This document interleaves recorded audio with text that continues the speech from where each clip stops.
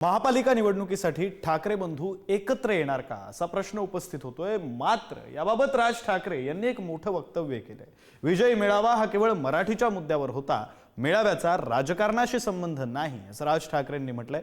नोव्हेंबर-डिसेंबर दरम्यान युतीचं चित्र स्पष्ट होईल असं सांगत राज ठाकरेंनी युतीचा सस्पेन्स वाढवलाय।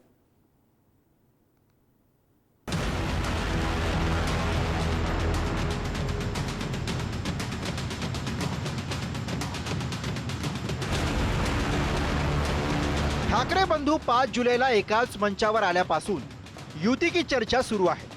मात्र 10 दिवस लोटले तरी याबाबत ना मनसे अध्यक्ष राज ठाकरे बोलले ना आपल्या नेत्यांना भाष्य करू दिलं। अशातच आगामी रणनीतीसाठी मनसेचं 3 दिवसीय विशेष शिबिर इगतपुरीमध्ये सुरू झालंय।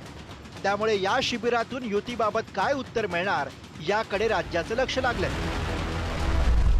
राज ठाकरेंच्या उपस्थितीत मनसेचं इगतपुरीमध्ये 16 जुलैपर्यंत शिबिर असेल। मनसेतील मोजक्याच विश्वासू पदाधिकाऱ्यांची याला हजेरी असेल। आगामी महापालिका निवडणुकीबाबत भूमिका काय असावी यावर चर्चा होणार आहे। ठाकरेंच्या शिवसेनेसोबत युती करायची का याबाबत पदाधिकाऱ्यांची मतं जाणून घेतली जातील। ठाकरेंच्या शिवसेनेसोबत युती केल्यास काय फायदे आणि काय तोटे होतील यावर चर्चा होण्याची शक्यता आहे। युती करायची की स्वतंत्र लढायचं याबाबत भूमिका स्पष्ट होईल। मराठी माणूस, मराठी भाषा याच्यावर तडजोड होणार नाही, कोणत्याही परिस्थितीत होणार नाही। याच्या पुढे देखील तुम्ही सर्वांनी सावध असणं पण गरजेचं आहे आणि सतर्क असणं पण तेवढंच गरजेचं आहे। पुढे पुढे काय काय गोष्टी घडतील, काय काय गोष्टी होतील कल्पना नाही, परंतु मला असं वाटतं की ही मराठीसाठीची एकजूट ही कायम राहावी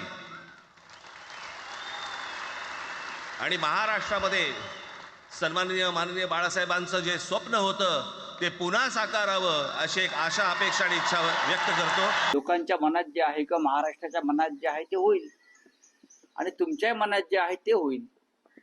फार चर्चा न करता आपण त्या गोष्टीला वेळ द्यायला पाहिजे। योग्य वेळी योग्य निर्णय होतात।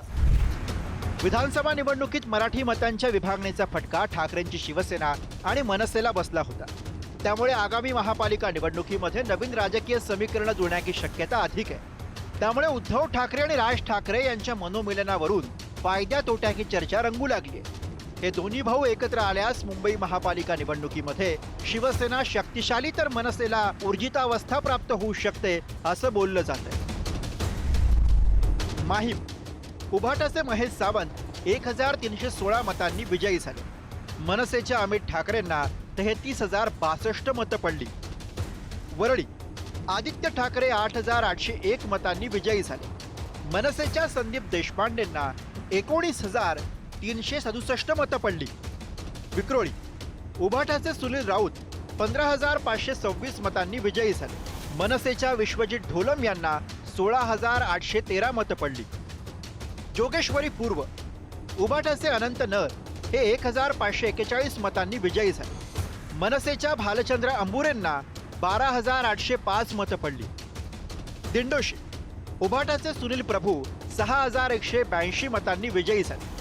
मनसेच्या भास्कर परबांना 20,309 मतं पडली। वर्सोवा उभाटाचे हारून खान 1,600 मतांनी विजयी झाले। मनसेच्या संदेश देसाईंना 5,037 मतं पडली।